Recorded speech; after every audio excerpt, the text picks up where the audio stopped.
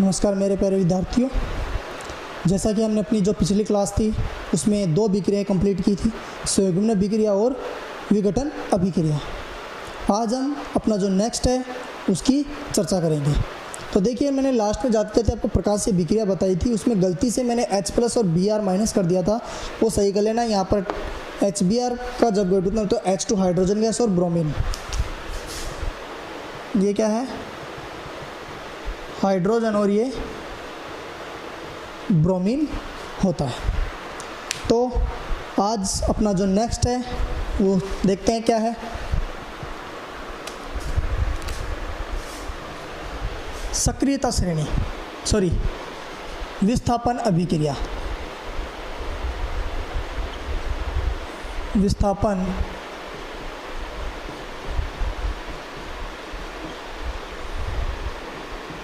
अभिक्रिया।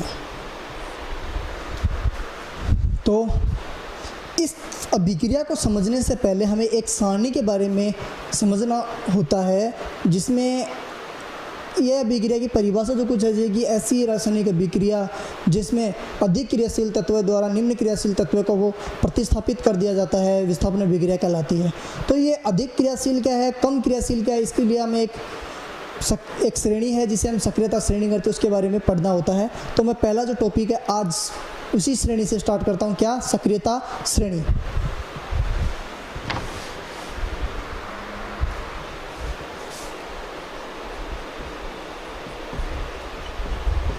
सक्रियता श्रेणी। तो सक्रियता श्रेणी किसे कहते हैं वो देखिए। ऐसी श्रेणी जो तत्वों की क्रियाशीलता के बारे में जानकारी प्रदान करती है, सक्रियता श्रेणी कहलाती है।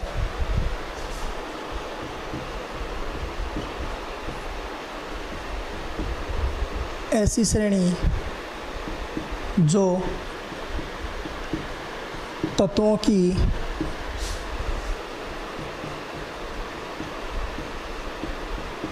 क्रियाशीलता के बारे में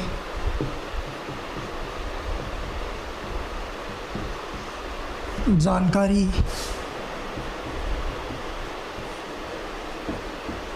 प्रदान करती है, सक्रियता श्रेणी कहलाती है। ठीक है।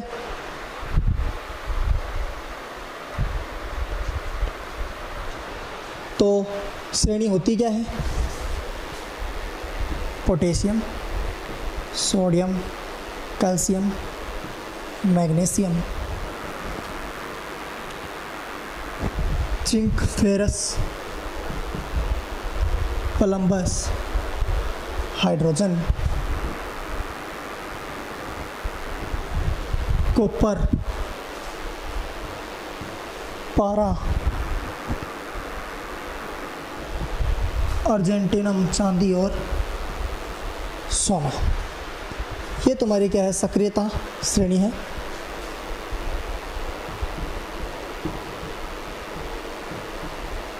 पोटेशियम, सोडियम,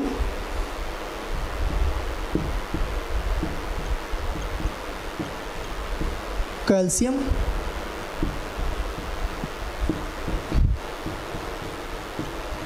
मैग्नीशियम, जिंक, लोहा, फेरस, प्लम्बस, सीसा, हाइड्रोजन, कॉपर,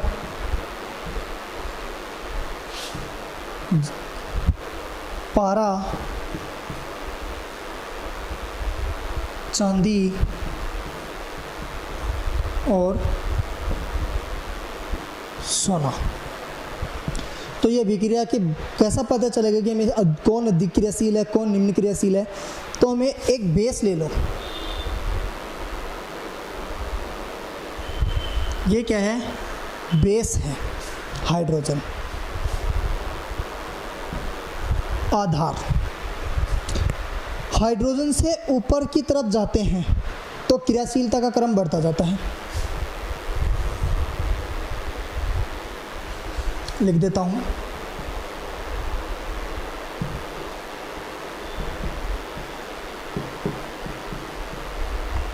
हाइड्रोजन से ऊपर की तरफ जाने पर तत्वों की क्रियाशीलता बढ़ती जाती है। तो मेरा सबसे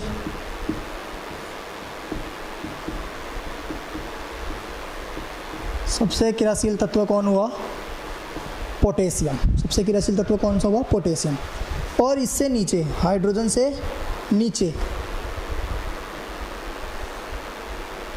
जाते हैं तो क्रियाशीलता का घटता क्रम, क्रियाशीलता का घटता क्रम। तो सोना मेरा क्या है? सबसे कम क्रियाशील तत्व है, कम क्रियाशील तत्व है। तो ये मेरी श्रेणी है, ये इसी के नीचे है। क्या है कि हाइड्रोजन से जितने भी ऊपर तत्व हैं वो क्या होंगे? क्रियाशील तत्व होंगे, और हाइड्रोजन से नीचे क्या होंगे? वो कम क्रियाशील तत्व होंगे। मतलब अभिक्रिया होगी तो उनमें से किसी दूसरे तत्व के साथ रिएक्ट करना है, वो कौन सबसे ज़्यादा फास्टली रिएक्ट करेगा? तो वो क्या है? सोडियम। पोटेशियम सबसे जल्दी रिएक्ट करेगा, फिर सोडियम करेगा, फिर कैल्शियम, मैग्नीशियम, जिंक, फेरस, प्लम्बस, ये क्या करेंगे? बहुत फास्टली रिएक्ट करते हैं। सेकंड है कॉपर। कॉपर, पारा, चांदी, सोना, ये क्या करेंगे? कम क्रियाशील धातु हैं, यानी यानी बहुत धीमी गति से क्या करेंगे? अभिक्रिया करते हैं। तो ये मेरी सक्रियता श्रेणी। तो ऐसी श्रेणी जो तत्वों की क्रियाशीलता के बारे में जानकारी प्रदान करती है, सक्रियता श्रेणी कहलाती है। और ये सक्रियता श्रेणी है। Potassium, sodium, calcium, magnesium, zinc, ferrous, सीसा और हाइड्रोजन, कॉपर, एग्जी, पारा, अर्जेंटिनम, चांदी, औरम, सोना।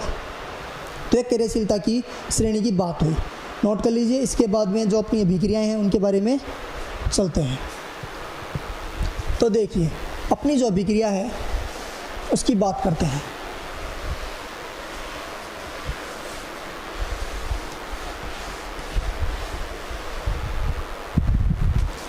क्या है? विस्थापन अभिक्रिया। विस्थापन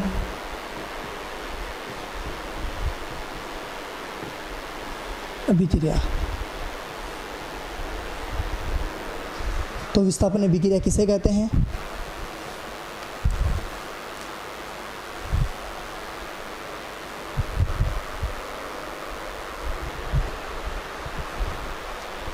तो ऐसी अभिक्रिया जिसमें एक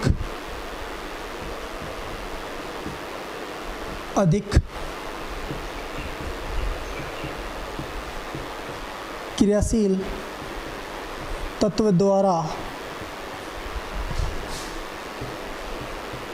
निम्न क्रियाशील तत्व को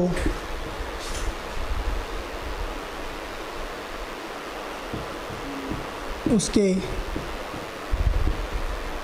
स्थान से विस्थापित कर देता है।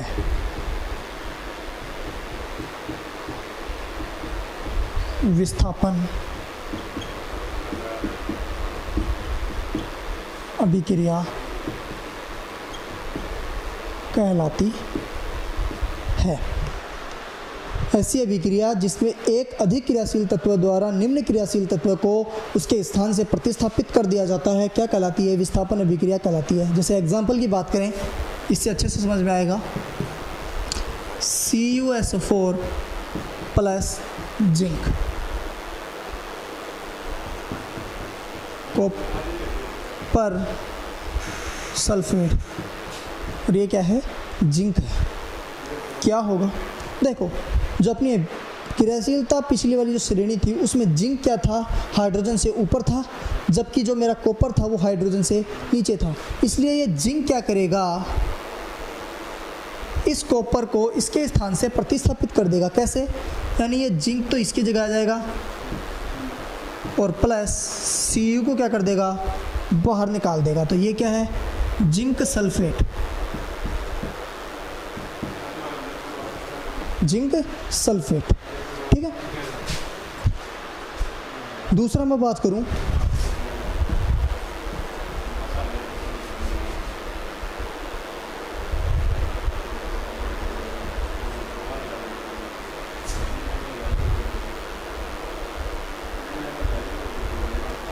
AgCl2।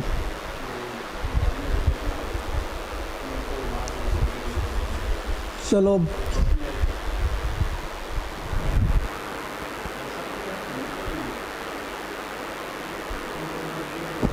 AgNO3 ले लो, AgNO3 प्लस पोटेशियम ले लो, पोटेशियम नहीं तो सोडियम ले लो या पोटेशियम ले लो, कुछ भी ले लो। ये क्या है? Silver nitrate. ये 2 नंबर पे था और ये नीचे सोने से ऊपर था, तो ये इसको प्रतिस्थापित करेगा, क्या बनेगा? NO3 plus Ag। क्या है? Sodium nitrate. तो मैं समझता हूँ कि आप समझ गए होंगे इस चीज़ को कि अधिक क्रियाशील तत्वों द्वारा निम्न क्रियाशील तत्वों को प्रतिस्थापित कर देना है, क्या कहलाता है? विस्थापन अभिक्रिया कहलाती है। नोट कर लीजिए। अगला जो है अपना द्विविस्थापन अभिक्रिया। तो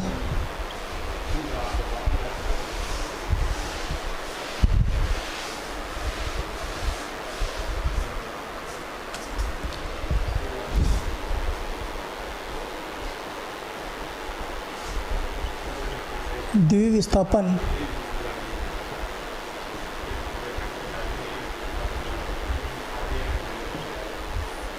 अभिक्रिया, उसमें हमने एक तत्व को प्रतिस्थापित किया था, इसमें 2 को।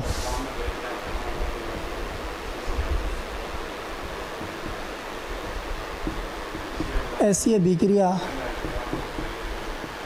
जिसमें 2 अधिक क्रियाशील तत्वों द्वारा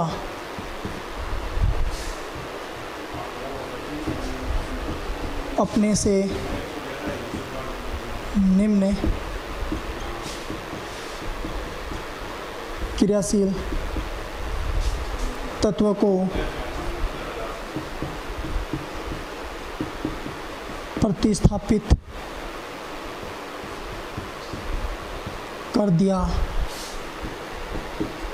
जाता है, द्विविस्थापन अभिक्रिया कहलाती है। द्विविस्थापन अभिक्रिया कहलाती है। तो देखिए, अपना एग्जाम्पल देखते हैं।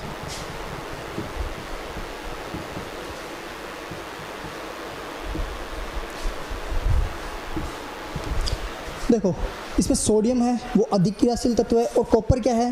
निम्न क्रियाशील तत्व है। तो ये जो सोडियम है ये तो कहाँ पर आएगा? इस कॉपर की जगह आएगा। क्या बनेगा? Na2SO4। और ये जो कॉपर है ये इसकी जगह जाएगा, क्या बनेगा?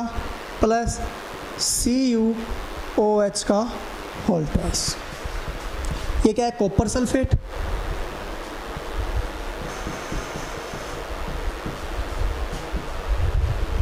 और ये क्या है, सोडियम हाइड्रोक्साइड।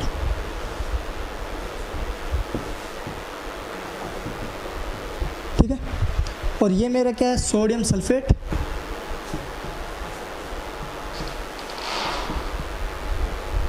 और ये क्या है, कॉपर हाइड्रोक्साइड।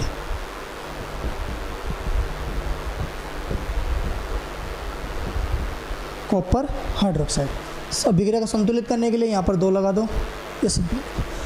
अब यहाँ पर आपको एक चीज़ दिख रही होगी, एक बात दिख रही होगी, क्या कि द्विविस्थापन अभिक्रिया में कॉमन चीज़ क्या है कि हमेशा तत्व को क्या हो जाएगी, अदला बदली हो जाएगी। तत्व क्या हो जाएगी, अदला बदली। मतलब Na किसकी जगह चला गया, Cu की, और Cu किसकी जगह चला गया, Na की। जैसे कि दूसरा एग्जांपल देखें, ये number 1, number 2 AgNO3 plus KCl, क्या बनेगा, KNO3 प्लस AgCl। ठीक है, ये क्या है, सिल्वर, नाइट्रेट, पोटेशियम क्लोराइड, ये पोटेशियम नाइट्रेट,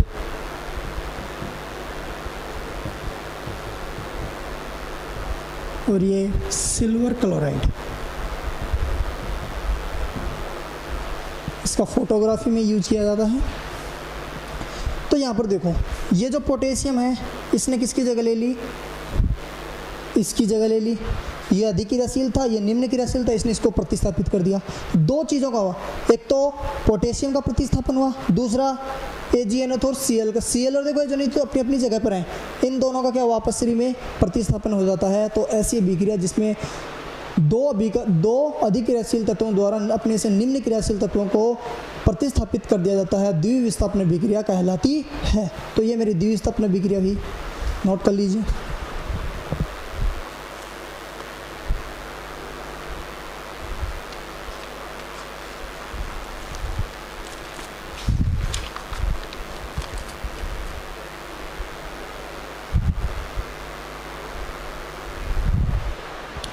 तो देखिए अपना जो नेक्स्ट है,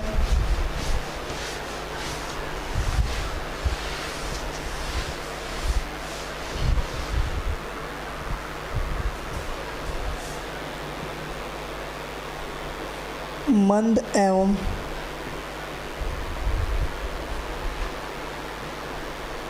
तीव्र अभिक्रिया।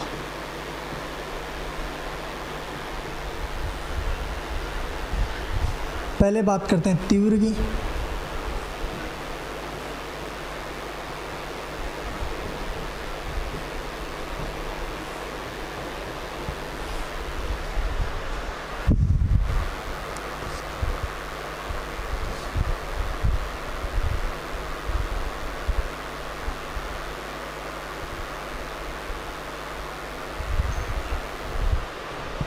तो किसे कहते हैं, किसे कहेंगे, ऐसी अभिक्रियाएं जो बहुत ही तीव्र गति से संपन्न होती हैं।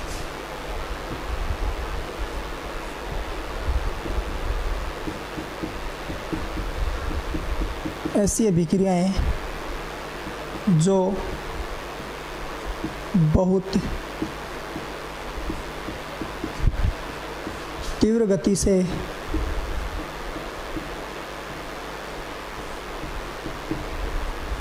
संपन्न होती है,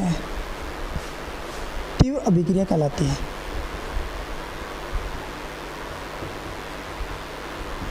तीव्र अभिक्रिया कहलाती है। जैसे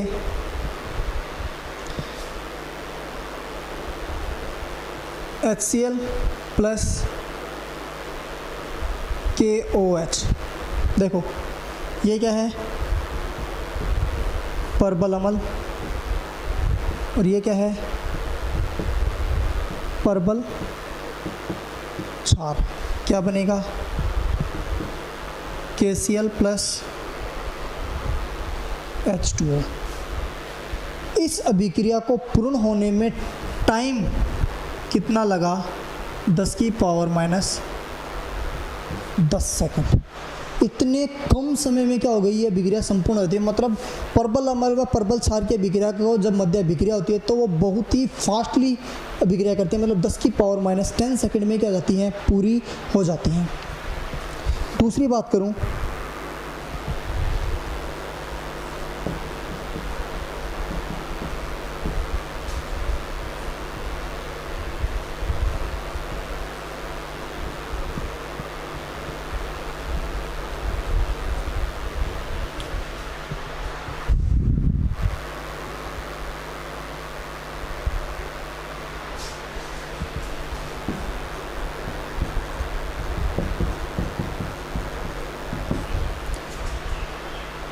अर्जेंटिनम नाइट्रेट, सिल्वर नाइट्रेट और हाइड्रोक्लोरिक अम्ल के मध्य जब अभिक्रिया करवाई जाती है तो सिल्वर क्लोराइड और नाइट्रिक एसिड बनता है। क्या बनता है? नाइट्रिक एसिड बनता है। इस अभिक्रिया का अर्ध आयुकाल 10 की पावर माइनस 12 सेकंड। मतलब यह अभिक्रिया के जो अणु हैं, पूरे अणु आधे अणुओं में बदलते कितने सेकंड में बदल जाते हैं? मतलब 10 मोलिकुलर थे, 10 में से 5 जो मोलिकुलर थे वो 10 की पावर माइनस 12 सेकंड में क्या जाते हैं, बदल जाते हैं। तो यहाँ पर एक टर्म आई है T1/2, ये क्या होती है? अभिक्रिया का अर्ध आयु काल। तो इसको देखते हैं, समझते हैं। तो ये तीव्र अभिक्रिया की बात हुई। दूसरा है मंद अभिक्रिया।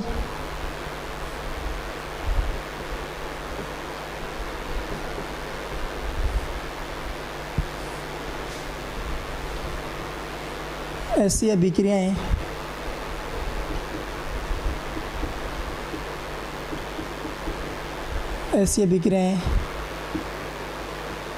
जिन्हें पूर्ण होने में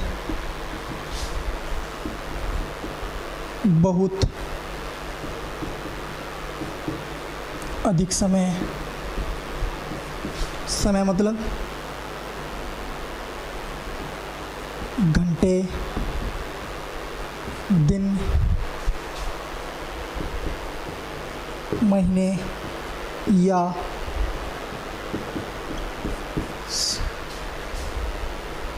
में संपन्न होती हैं।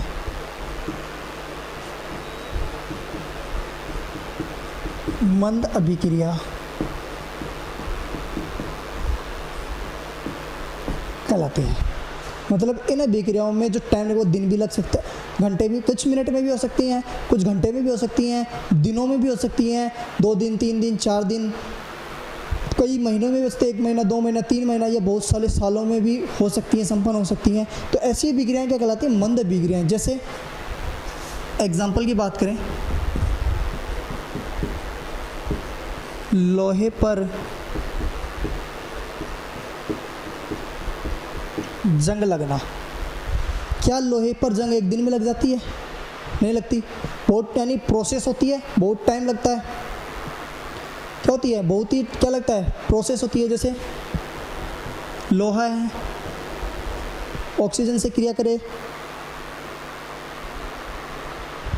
और जल,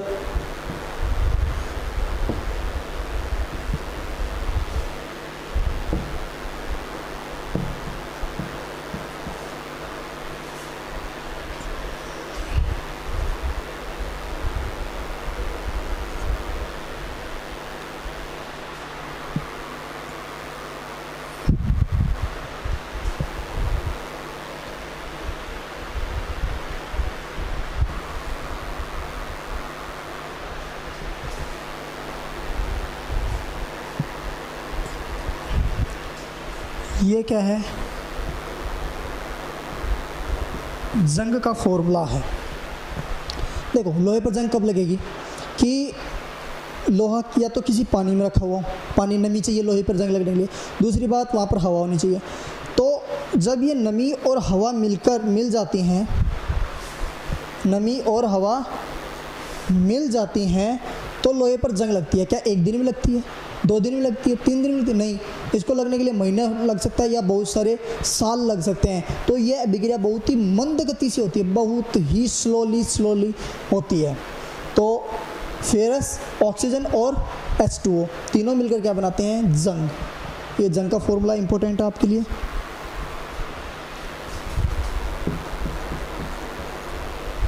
potassium chlorate, potassium chlorate KCl plus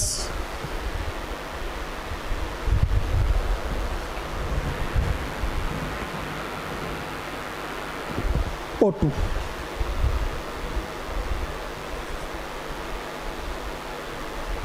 ये जो कुछ 2 अभिक्रियाएं हैं जो जिनमें पूर्ण होने में बहुत ही क्या लगता है? समय लगता है। तो ये आपकी मंद अभिक्रिया, नोट कर लीजिए।